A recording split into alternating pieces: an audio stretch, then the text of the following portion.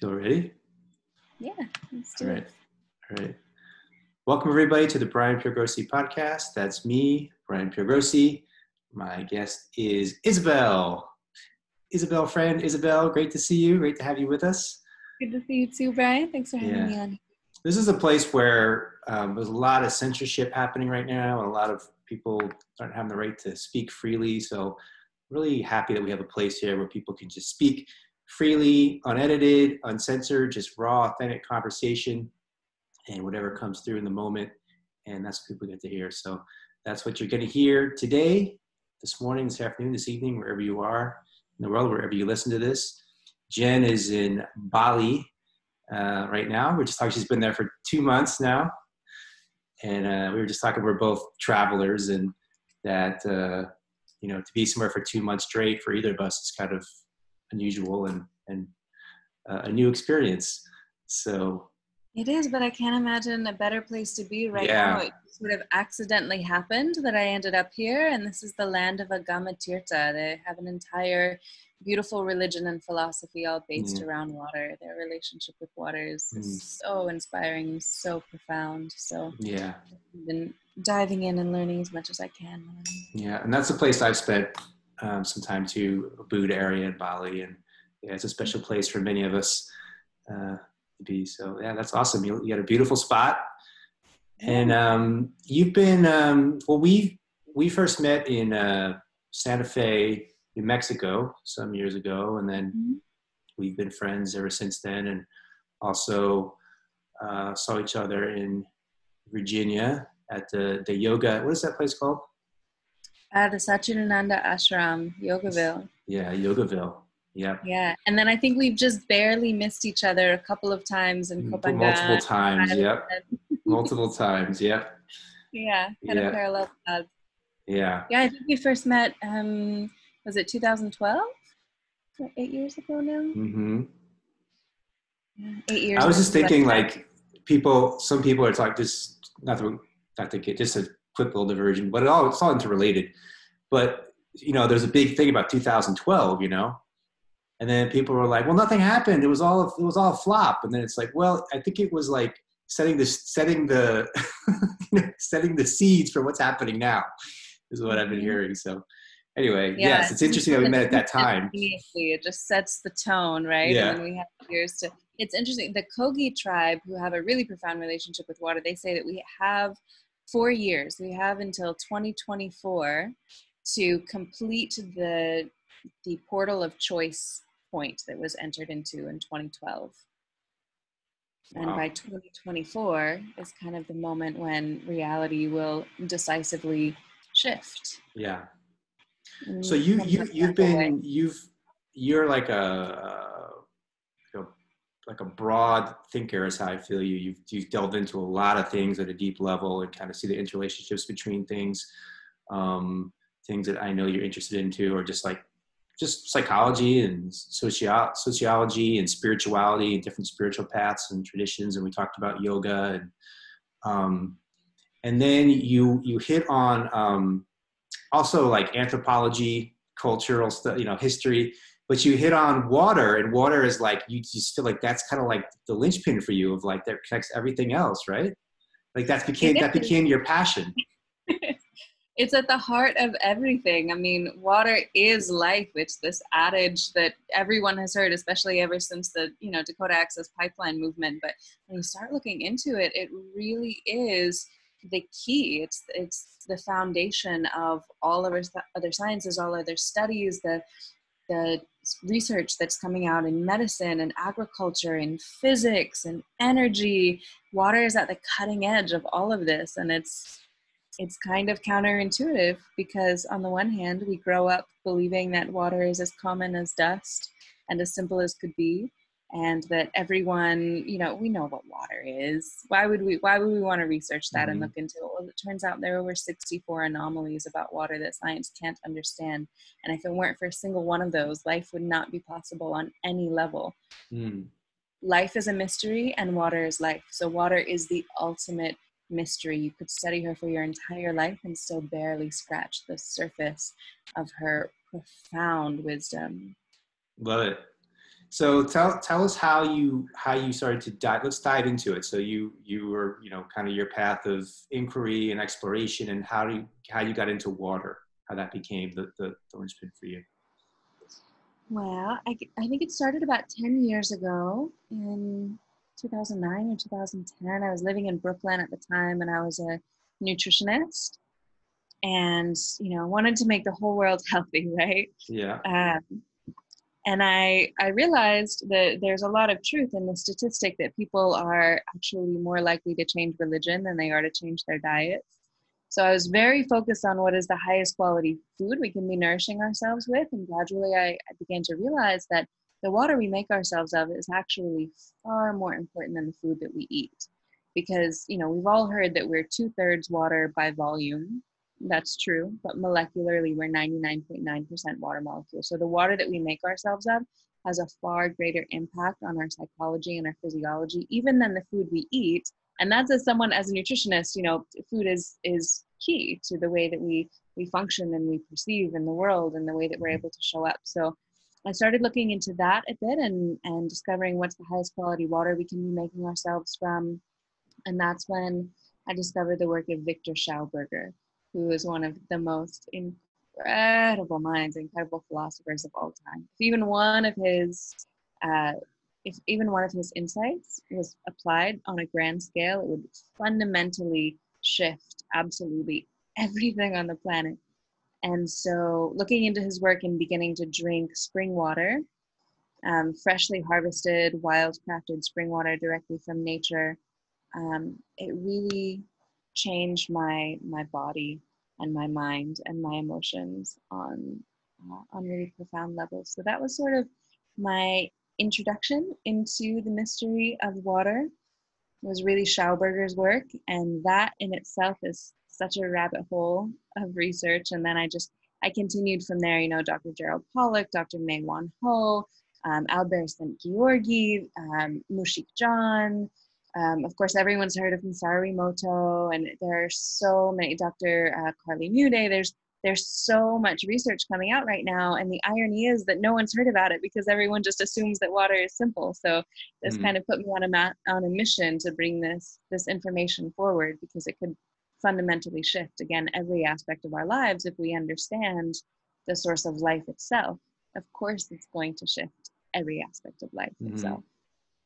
And just that realization, I mean, many people have probably heard it, but they really let that sink in, that we are essentially water, right? So what we're putting into our body is like what we're becoming in the quality. So let's go into what makes water quality, what makes it, like, what's the best kind of water to the practical stuff of, like, what's the best kind of water to drink and put inside you. And let's go to that.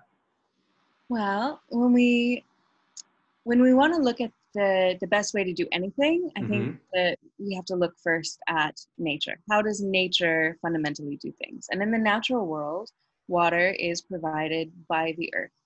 Water rises to the surface of a spring from an aquifer in a vortex of lunar gravity at its perfect moment of ripeness. And along the way, it encounters all of the electromagnetic frequencies, all of the ormus elements, all of the microorganisms, microbiota and microflora, all of these components that come together to make water a well-rounded and complete being. So we want to drink whole water, just like we want to eat whole foods. We don't want to eat highly processed foods. We don't want to drink highly processed water either.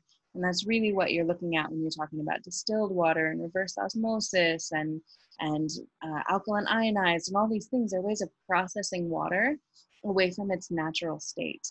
And so when we drink highly structured spring water, those molecules are in an arrangement. They're in a hexagonal matrix that actually gives it crystalline properties. So a crystal is anything whose molecular constituents are in an organized and repeating pattern that allows it to sense, store, transmit, and transduce information and frequencies from its environment, just like SiO2, silicon dioxide, or quartz is able to do that. Same with H2O, water, when it's in this hexagonal matrix. It's like the difference between coal and a diamond, right? If I'm holding structured carbon in one hand and unstructured carbon in my other hand, I'm holding coal and diamond. It's carbon either way, but it appears that it is a very different substance just because of the arrangement of those atoms. And water is more subtle and more mysterious than that. She likes to keep her secrets to herself. So she appears as a clear liquid either way, but whether water is structured or unstructured, it will behave very differently in our bodies. So we want to make sure that we're drinking highly structured water. And I think one of the best ways to do that is to get the water directly from nature, because otherwise, water becomes your blood within 5 minutes of drinking it. So we really want to be conscientious, even from the standpoint of spiritual sovereignty, about from where are we sourcing our bloodstream? Are you paying the government for your blood by getting your water from a municipal tap supply? Are you paying a corporation for your blood by getting your water from a bottled water source? Or are you participating in your local watershed, your local ecosystem? Are you a part of the land on which you live? Are you sourcing your blood directly from Mother Earth?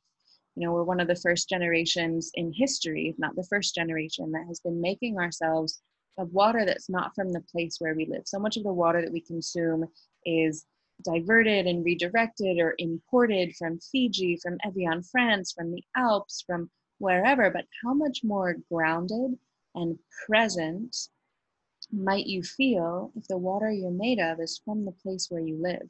So I think it's a really essential communion to harvest spring water, not only from a health perspective, because it is the healthiest water that we can drink, but also from a spiritual sovereignty perspective, and from a sense of just having that fundamental relationship with life itself. That's actually a switch that my partner and I made about 6 months ago. Is we take whenever we need more water, drive out to the mountain here, and there's a spring out here, and fill it up. And yeah, it's been everything you're saying. I totally resonate with, and it's been a really positive difference. What differences have you guys noticed since you started doing that? I think what you're saying, like there's a connection that you feel to the mountain that you live, under or next to, and I think that there's differences that we're noticing as far as it's like that's what I love about what you share. It's like it's physical, but it's also spiritual. It's also mental. It's also emotional. I think it's on all these levels. You can feel something that's there. But how do people? Is there a way? So if someone says, "Okay, I want to do that, but I don't know where to go," is there a way that they could find out, or do you have any advice on that? There's a website called findaspring.com. Great. It was created by Daniel Vitalis. It's a user-supported website. So if you know of a spring that's not on there yet, please add it. But you're going to find a ton of springs. You'll actually be shocked by how many there are and how accessible they are. And oftentimes that site will even have information on there about the TDS or the total dissolved solids and various testing that's been done on those sites. And if you live somewhere that somehow doesn't have a spring listed on that site, a really great way to find one is to talk to the elders in your community. Speak to your grandparents and your friends' grandparents, because it wasn't that long ago that it was common practice to drink water from springs. In fact, up until very recently, it was a whole path of medicine concurrent with allopathy and homeopathy and all this. It was called malneopathy, and it was a practice of partaking of the spring waters as a medicinal practice. And it was such a part of widespread mainstream culture that even President Eisenhower, I think, for his polio, would take, it wasn't Eisenhower, it was, who was the president with polio? I'm not sure, but the president with polio. The president with polio. So, but it was a really common practice. So the elders in your community will likely definitely know where the springs are. Good to contact them. Awesome. And what about, you get the water and then. Roosevelt. This is Roosevelt. Roosevelt. Thank you, Roosevelt. President Roosevelt. The container that you drink it out of. So, when I'm traveling, it's like plastic water bottles are like everywhere all around. And so talk about that a little bit. Like, what's the best thing to drink out of, and Well, why? one of the concerns with plastic is that water, we've all heard water is the universal solvent, right? Well, what does that actually mean? It means water dissolves things into it. So we know that plastic isn't biodegradable, meaning life and soil and microbes don't break it down, but what does break it down? Well, it's photodegradable. So whenever it's exposed to light or to heat, it begins the slow process of degradation. So anytime you have water in plastic, water naturally as a solvent will begin to break it down slowly. Anytime it's then exposed to light or to heat, again, it's going to break down the water into the plastic. And that's important because plastic is a xenoestrogen, which means that it mimics estrogen within the body, massively disrupting the endocrine system. And the endocrine system is sensitive in parts per billion, and it maps directly. You have 7 endocrine glands that map directly in relative location and relative function to the 7 chakras. So our endocrine system is basically what patterns hormonally our perceptions and our interactions with the world. Having a healthy endocrine system is a direct parallel to having a healthy and well-balanced chakra system. So we want to make sure that we're not allowing phytoestrogens or hormone mimickers of any kind to come into our body temples. And this is especially important with water. Now, a lot of people say, okay, well, let's just switch to BPA-free plastic. But BPA-free plastic can actually have more EAs or estrogenic agents than plastic with BPA. So it's really time to just sidestep that paradigm entirely. It's not enough to just recycle the plastic, as well-meaning as that is, because those just end up as microplastics in the ocean anyways. Really what it comes down to is consumer demand. It's actually cheaper for beverage companies like Coca-Cola and Pepsi and all that. It's cheaper for them to produce glass bottles than it is for them to produce plastic bottles. That's why when you go to third world countries, you'll see Coke in a glass bottle instead of in a plastic bottle. The only reason why they do that in the first world is because of consumer demand, because consumers here would prefer plastic.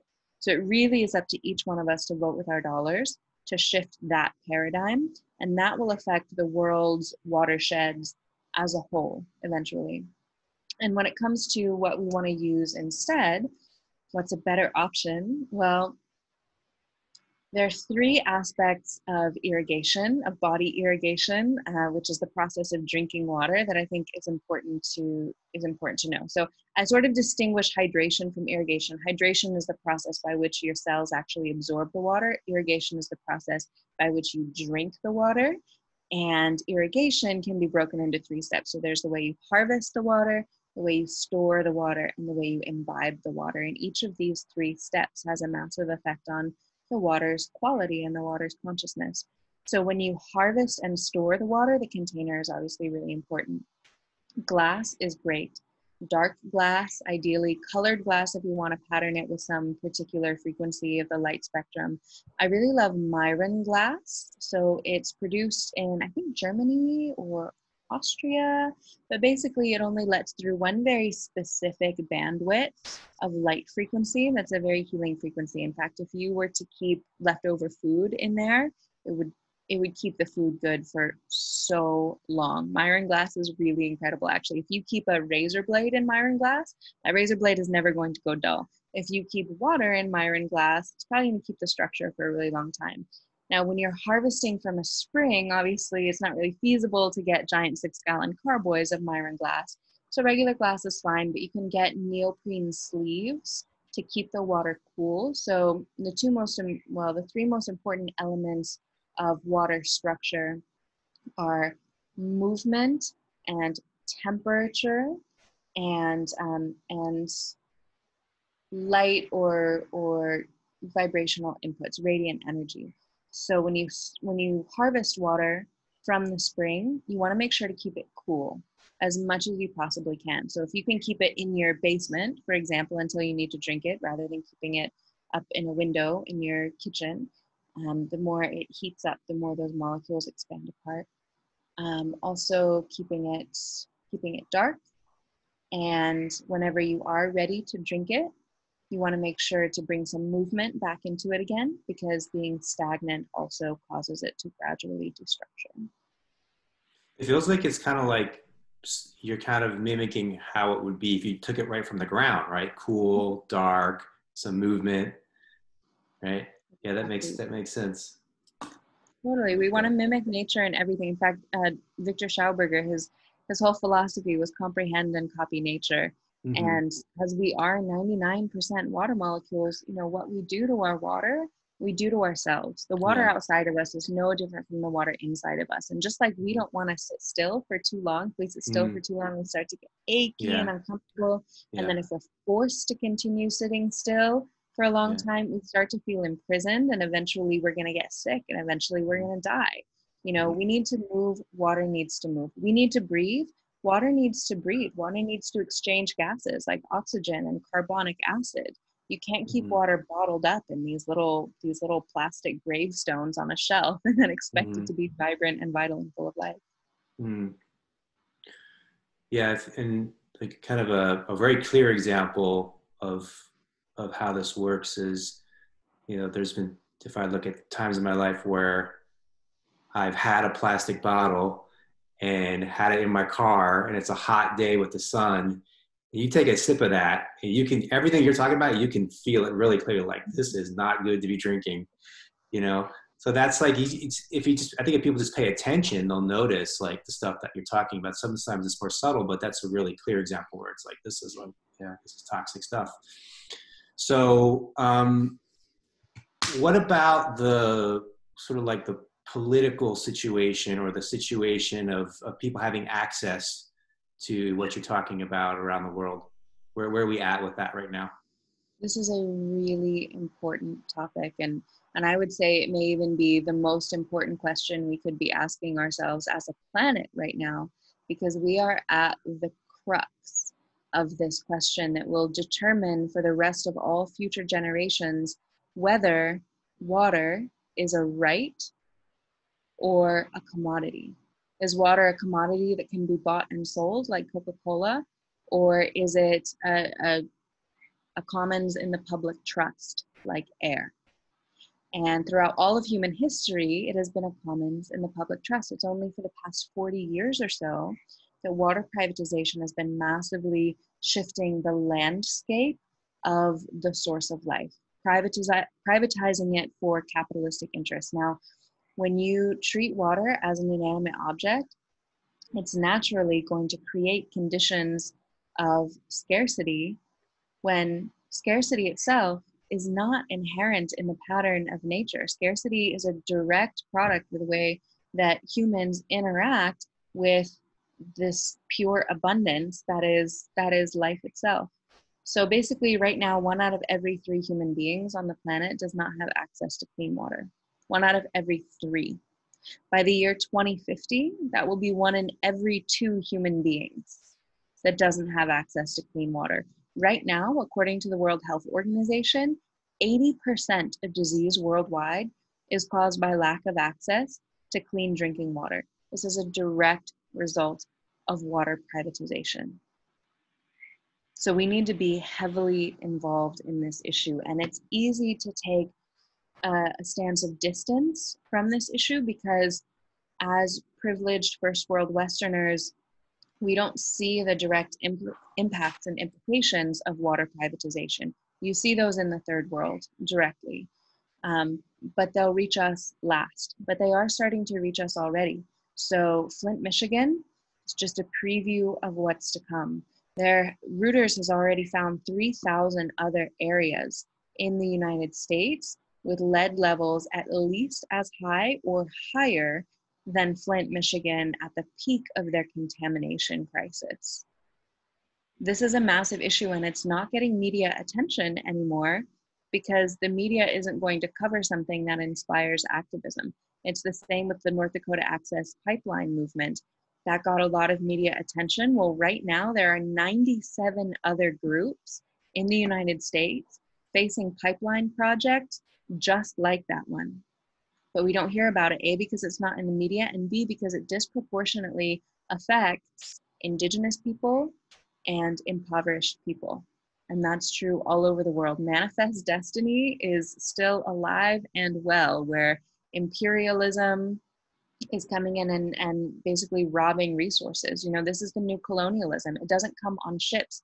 It's trade agreements and resource privatization and economic blackmail. And that's the ways in which the water cartel of the world has taken control over water resources all over the world, privatized them, and is not only polluting the waters on a massive scale, but selling polluted waters back to people at enormous prices that no one can afford. Now, water is at the core of every single aspect of the economy. You cannot produce any good without water. Water is the fundamental basis of all prosperity and all abundance on the planet. So we think of economics as being in terms of oil or gold or dollars. You can't have oil or gold or dollars without the water that it takes to grow and produce goods and resources, and the water that it takes to sustain the lives of the workers and everyone involved in these processes as well. So blue gold is inherently infinitely more valuable than black gold. And in a world in which that commodity is scarce, whoever controls water controls the lives of all of those who require water in order to exist. This is why water privatization is the most dangerous thing on the planet right now, because he who controls water controls life, controls who lives or dies. In fact, in Chinese, the symbol for water is the same as the symbol for control. And so this is happening very quietly. This is happening at the IMF, the World Bank, all of these international financial and trade institutions where these economic agreements are being made, and they seem like they're just, dry words on a piece of paper, but they intimately impact each and every one of us. We don't realize how much it impacts us because we live disconnected from our own watersheds. We live disconnected from the water in our own bodies and in our own communities. We think of water as being something outside of ourselves, something that comes from a tap. And I think that's why the most important thing that we can do to shift things, even on this broader economic, ecological level of drought and desertification and privatization, I think the most fundamental thing that we can each do as individuals is shift our individual relationship with water. Because when you start to have a personal relationship with water, you will not be able to stand for the injustice of the water terrorism happening on a massive scale at the hands of imperial countries all over the world. Yeah, I'm really glad that you're bringing that forward. It's such a valuable thing to bring forward. People bring awareness to and have access to, what would be like innate, natural human right for all people, quality of water. How much water should people ideally be drinking a day? I get this question all the time, and it's challenging to answer that because it all depends on the quality of water you're drinking. Probably more than they are. Definitely more than they are. Definitely. The most conservative estimates say that 75% of the population is dehydrated, but I know a few doctors who say that number is more like 99 to 100%. So we all suffer from chronic dehydration on some level. We all need to be drinking more. But if you're not drinking a good quality water, it doesn't make much difference because you're probably just going to pee it all out anyways. Or if your lifestyle practices and your diet and other factors, if your body isn't optimized to actually be able to absorb that hydration, again, it doesn't do much good for you to go and guzzle a gallon of water. A general rule of thumb that people use is to take your weight in pounds and divide it in half and drink that many ounces per day. Okay, cool. And how about access to, let's go kind of beyond drinking water to being around water or near water, or, like the benefit. One of the things that's happening right now is that for reasons that don't make sense to me, but they're closing beaches all over the world. Some people don't have access to being around the ocean and around the beach. So what's the power? I mean, I definitely feel something when I'm at the beach, but could you break it down in words? Like what exactly is happening there that we just love, we feel so good being by the ocean and by the water? Yeah, well, one aspect of that is the negative ions in the air there. So Mm-hmm. anytime you're around moving water at a spring or especially by the ocean, just because the level of salinity in the water, you're breathing in these negative ions, which are naturally antioxidants. So they go Mm-hmm. after free radicals in your body, and they literally give you more energy. They give you more electrons. Mm-hmm. Basically, um, they're electron donators to your body, so you Mm-hmm. get this energized feeling there. And there's been so many studies that have been done on the psychological effects of being in or near bodies of water. There's a book called Blue Mind that I highly recommend Oh that goes yeah. into that. Remember you talking Yeah, about that? Yeah. it's a good one. It's a really good one. But one good thing, especially during this time of quarantine, is that some studies have shown that your subconscious mind doesn't necessarily entirely know the difference between listening to the sound of the babbling brook on a recording or Nice. actually being at the Yeah. babbling brook. So even Yeah. just listening to the sound of water can be Mm-hmm. enormously healing.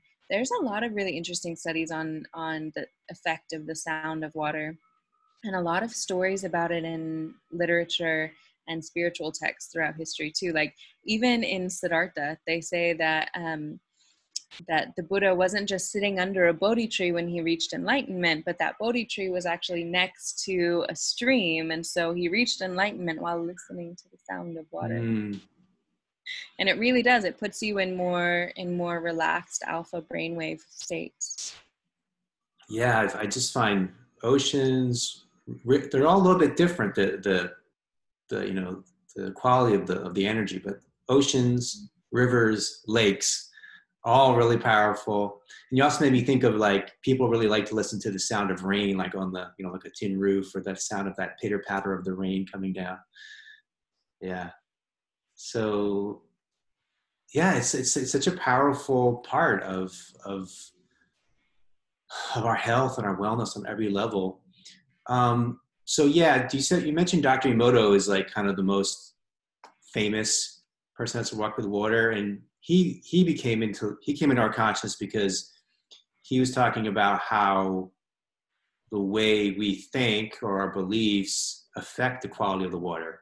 So that's like a whole other level, right? I imagine it goes both ways, right? But he would have these um, crystals of water and put words on the bottle, and then show how put like hate, and then it would be the crystals would look all deformed and distorted and ugly, and then you put love and they look all beautiful. And just wondering how anything you want to share about that kind of search of the kind of the interconnection of everything and the mind body connection between ourselves and between what we're putting in our body, what we're observing, and how does water how does water reflect that for us? Yeah, absolutely. So it's like you nailed it on the head. It's absolutely a reciprocal relationship. Yeah, Mm-hmm. water affects our psychology the more that we're near it and the more hydrated we are. But we also strongly affect water as well. So water is the most sensitive and subtle substance on Earth. So every single cluster of water molecules has 440,000 panels on it. And each one of those panels is responsible for sensing, storing, and transmitting information about its environment, making water the most programmable supercomputer on the planet. I don't love using the term supercomputer because it makes it seem like an inanimate object, but just for the sake of analogy here, It's like it's intelligent. it's 100%. It's pure consciousness. It is the physical body of life itself. If the etheric principle of life wanted to incarnate in physical form, it does so through the body of water. And our consciousness is only able to exist in these vessels of water that we are in because your entire body is made of highly structured crystalline water. the water that's in your body is not the same as, you know, the bulk water out here. It's H3O2, it's EXW, it's not H2O. And so the structure of water makes all the difference. So really, water structure, you can sort of think of it as like if the H2O molecules are like the letters of the alphabet, then the structure, the way that those letters come together, the way that the molecules come together, make them actually capable of transmitting an infinite amount of information. If you just have, you know, an alphabet soup, it doesn't mean anything. Or you can put all those letters together in a certain way and you can get all of the sonnets of Shakespeare. And it's like, it's also like a community. Like if you were to look at one H2O molecule individually, you wouldn't learn much about water. Just like if you were to look at one human individually, you wouldn't learn much about humanity.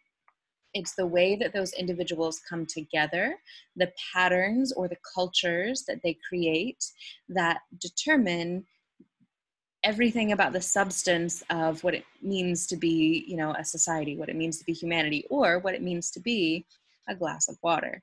So again, because water is so subtly sensitive to every kind of stimulus, auditory stimuli, visual stimuli, vibratory stimuli, Russian researchers have shown, and the Russians are so pioneering when it comes to water research. They're just like light years ahead of the States and the rest of the world. But Russian researchers have shown that what affects water more than anything else is human emotion. And that's because human emotion vibrates through this vessel of water that we carry. Now, there's this principle of water called quantum coherence or quantum entanglement that says every single water molecule is connected to every other water molecule on the planet. So up to 100,000 kilometers apart is what they've tested so far. One water molecule can affect another water molecule. So you are intimately connected with every body of water that you interact with in this reciprocal relationship of mutual imprinting, mutual vibratory imprinting. And that would relate to, I remember this book that was pretty impactful for me, The Secret Life of Plants, where they talk about how emotions affect plants, and because plants have water running through them, right? So that would make sense on that. Everything is water running through it. So it's kind of like that's the what's the word that you use? It's like, because water is everything running through it, that's the intelligence that is connecting everything to everything else in the world of form. Yeah. That's beautiful. Everything else in the world of form. And because each drop of water contains every other drop of water, water is holographic in nature. You know, the Kogi tribe in Colombia, they say that water contains the entire metaphysical blueprint of reality, all worlds of reality, from the structures of daily life to our dreams at night, which are only possible because of the cerebral spinal fluid that conducts the melatonin from the pineal gland and the pituitary gland that bathe in cerebral spinal fluid in the central ventricle. Your cerebral spinal fluid is only one molecule different from seawater. You know, the Maori say that the ocean as a whole is a planetary scale crystal. These indigenous cultures had such incredible insights about the nature of water. We have to learn from them because it's really powerful what they say. So when the Kogi say that water contains the blueprint of all reality, well, biophysicist Dr. May Wan Ho did some really amazing studies into the quantum nature of water. There's another research center, ORNL, the Organization for the Research National Lab. Oh, I forget what it's called. Anyways, ORNL. They've been doing some really interesting studies in the field of quantum water science as well, showing that water is capable of incredible feats in the quantum tunneling state.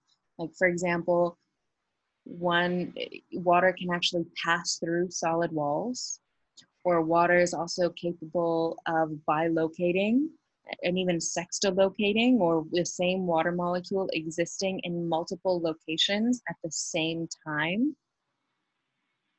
Water is, as I said, the ultimate mystery. Life is a mystery, water is life, so water is the ultimate mystery. And the more we peer into the vastness of intelligence, this matrix that she is, the more we realize that we are infinitely capable of these vast and mysterious properties as well. Your body is 99.92% water molecules. So if water molecules are capable of bilocating or sextilocating, I think it gives us interesting insights into what the ancient yogis were capable of. Some of these cities and powers that were spoken of in scriptures and in legend from India and elsewhere in the world, where yogis were actually able to be in two locations or multiple locations in the same time. We're able to pass through solid walls. I think if we begin to own the incredible power inherent in what it means to be a body of water, living on a body of water, and honor water as an intelligent living being in her own right, it opens up infinite possibilities of potential. That's awesome. Love that. What about, have you looked at the pineal gland at all and how it relates to water and purifying area? Yeah, the pineal gland is really key and a really interesting part of the water conversation, because when water carries fluoride, for example, or Right, which a lot of chlorine, water does in the modern world, right? mm-hmm, it's going to calcify the pineal gland with a substance harder than calcium. So fluoride, we've all been sold on this idea that fluoride is good for the teeth because it accumulates in the osseous tissue in the bones, like the teeth. Well, that's true on one hand. It's also true that too much fluoride in the teeth can cause fluorosis, causing the teeth to become brittle and to chip. What's more important is that even before the osseous tissue, fluoride accumulates in the soft tissues and glands. So the number one place that it accumulates is the pineal gland. And you can actually see in MRI scans of people who've been drinking fluoridated water for a long time, they've got these hard little knots, these hard little beads in their pineal gland. So it's really important to decalcify. One tool I really like for this is zeolite. Zeolite is a naturally occurring mineral. It's even found in some spring waters in the world. But you can get zeolite supplementation that helps with that decalcification. But it's crazy because, there's even quote unquote baby water now, water that's being marketed specifically for the mothers of infants to feed their children that is higher in fluoride, higher in fluoride. Yeah. It's unbelievable. And if you decalcify the pineal gland in the terms of the chakras in in the Indian system would be the third eye, right? So can you talk a little about like what's the power, what's the potential power of that area of the body, of that gland? Yeah, well, I'm sure you could probably speak to this just You as well or speak to better it. than I could, actually. In fact, I'm sure the listeners of this podcast, knowing your audience, are already probably pretty familiar with this. But yeah, it's cross-culturally recognized as the seat of intuition and the seat of even personal will. But the level of personal will, so the third chakra is like the level of our personal will, our doing energy in the physical world. And the third eye is the seat of our spiritual will, or the role of our higher selves coming through this vessel to be of positive impact in the world. And this is why fluoride was actually used in prison camps in Russia and Germany, was to pacify the population and to create a population that is much easier to control. Because if you've calcified the seat of a person's spiritual willpower, it kind of cuts them off from that direct connection to intuition and to source and to that feeling of efficacy that we can make a difference in the world. But I think it's really interesting as well because the pineal gland is also the master gland of the endocrine system, and releases the pineal and the pituitary gland both release hormones into the entire rest of the body. So again, they bathe in cerebral spinal fluid. One sits at the very front of the central ventricle and one sits just behind it. So they're always bathing in the cerebral spinal fluid of the central ventricle, which according to the Taoists was called the crystal cave, because this water is highly, highly crystalline. And the Hindus called it the cave of Brahman.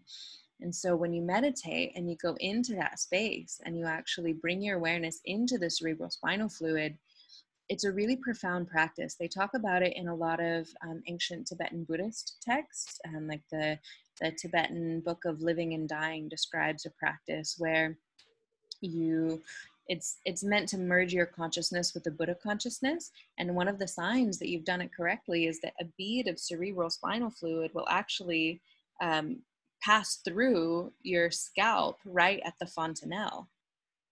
It's really, some of the research into the link between consciousness and cerebral spinal fluid is amazing. There's this doctor, Dr. Mauro Zapatera.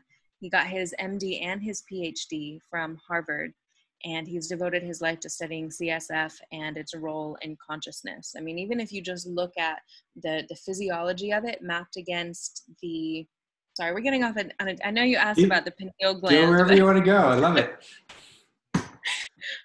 So even if you look at the physiology of the cerebral spinal fluid next to the maps that the ancient yogis gave us as to the channels of the Kundalini energy, or the channels of consciousness, you see that both have a really similar structure.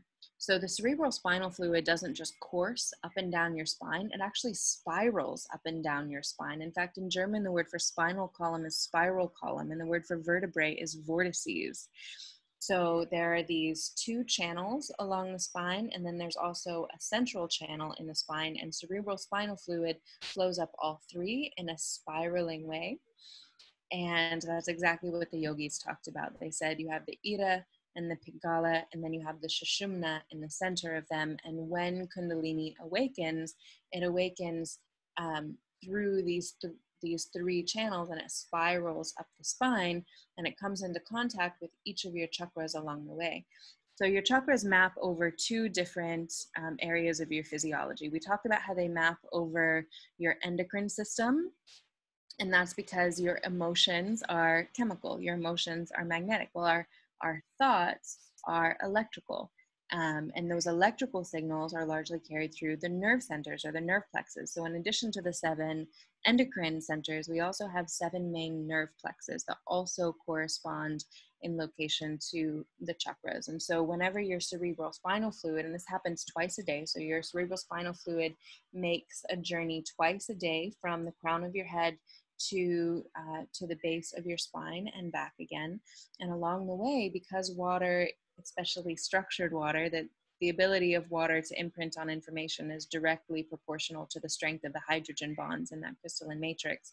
And cerebral spinal fluid is among the top 3 most highly structured sources of water in your body. So this crystalline water makes this journey from the base of your spine all the way up to this central ventricle just beneath your fontanelle, and along the way it's patterned by the vibrational frequencies at each one of these 7 nerve plexes. So you're literally informing this internal ocean of consciousness that's, again, is only one molecule different from seawater. You're informing this ocean of consciousness with the hormonal information of the emotions you've been experiencing all day, and the electrical information of the thoughts and the nerve signals that you've been carrying all day. And then that information ends up culminating at the pineal and the pituitary, which pattern your perceptions of the world and really pattern your reality on some level. The way that we experience reality at all is a direct result of these glands, these chakras and their functions. So CSF is really core in the discussion of the mind-body connection, mind-body spirit, and I think core to any discussion of applied spirituality in general. Mm-hmm. And what I love about what you're sharing is, like, you know, sometimes these spiritual concepts, they seem so esoteric, or how do I don't know how to make it happen, or it's too far away from me. And obviously there's a lot involved in it, but just the practicality of, like, if you drink good quality water from a natural spring that's from the earth and connected, that itself is a practice that will open up these areas for you. You know, there can be more involved, but, like, that's something that you don't hear. You know, I generally don't hear it. I don't hear that part pointed at when it comes to like awakening or, you know, self-realization and these elements. So I love that you're bringing that in and connecting weaving all that together. It's really, that's, I think you have a real gift in that, you know, being able to just weave all those elements together. And it's like scientific poetry. That's what it feels like. It's beautiful. Well, thanks so much for inviting me on to come and geek out with you and go down rabbit holes and go off on tangents and talk about all this fun stuff. Yeah, if anyone wants to check out some more of the cerebral spinal fluid information, information on all this stuff is on my site. But I have a guided meditation that people can do this meditation to get more in touch with their CSF. If you want to go into more of the practicality of some of those practices.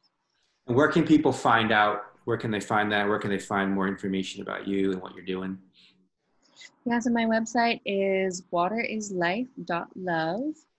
And I've got videos and blogs on there. You can get a free hydration hackers checklist of just some of the basic overviews of hydration. I just released an e-course that I'm really excited about. It's only 7 days, just 10 to 20 minutes a day for 7 days to really, really take control of your hydration, because it's about so much more than just drinking 8 glasses a day. Even if you're drinking 8 glasses of spring water, you might not be absorbing it as well as you could or optimizing that hydration. So it costs only as much as 1 bottle of water a day for 7 days and empowers your hydration for the rest of your life. So that course is up there now. I'll be doing a webinar soon. We've got more e-courses coming down the pike. We've got retreats. Well, we had retreats. And so I want to ask you about that. Redirect. Right. But what happens at a retreat, like the retreats that you've done, like what happens there? Give us a little sense about how that, if I would come to that, what I would experience. So every morning we do fascia youthening yoga classes. So fascia is one of the main hydraulic networks of your body. It's 75% water, 25% protein, and it's the way that your body delivers water to every single cell. And so every aspect of the day, from the time that we wake up until the time we go to bed, is really optimizing hydration, down to alchemical practices where we vortex and magnetize and deuterium deplete and hydrogen enrich and all of these other ways that we really optimize our water. We've got 10 hours worth of masterclass teaching material that goes into every single aspect of water, from guardianship, ecology, desertification, privatization, and the political ramifications of those, to really getting down to the effects of hydration on a genetic level, how to really keep your genes young. We talk a lot about the role of water in cosmology and spirituality, and the ancient teachings about water, the mystical practices around water, water ceremony, water ritual, water medicine songs. It really is life-changing and profound. Water's life. So allying with water, I think, is the most life-changing thing that we can do. And again, it influences every aspect of our lives, from the mystical to the mundane. So we cover all of that in retreat. Beautiful. Oh, and we always do it at a sacred water source. So last time we did it at and this is the most powerful part. So last time, for example, we did it at Lake Atitlan in Guatemala, which is the navel of Mother Earth. And this time we were meant to do in Kopangan, Thailand, which of course is super sacred water source. I think next time we'll probably do it here in Bali at some of the water temples. So really powerful communion with the earth as well. Beautiful. Is there anything you want to share you haven't shared yet that you'd like to get in? Just thank you. Thank you for having me on and for chatting. And it's really an honor to get to share this. And if anyone has any questions whatsoever, please feel free to reach out. You can reach out through my website or through Instagram. It's just my name, @Isabel Friend. And always happy to talk about water, answer your questions that you may have. Mm-hmm. I have this vision of like we're two crystalline water intelligent flows, just like flowing through each other, and then it flows out to everybody that's listening and emanates out. It's rippling out. Yeah, rippling out. Yeah. Yeah, thanks so much for being here, Isabel. Thank everybody for listening and tuning in. And we'll see you in the next now. See you guys.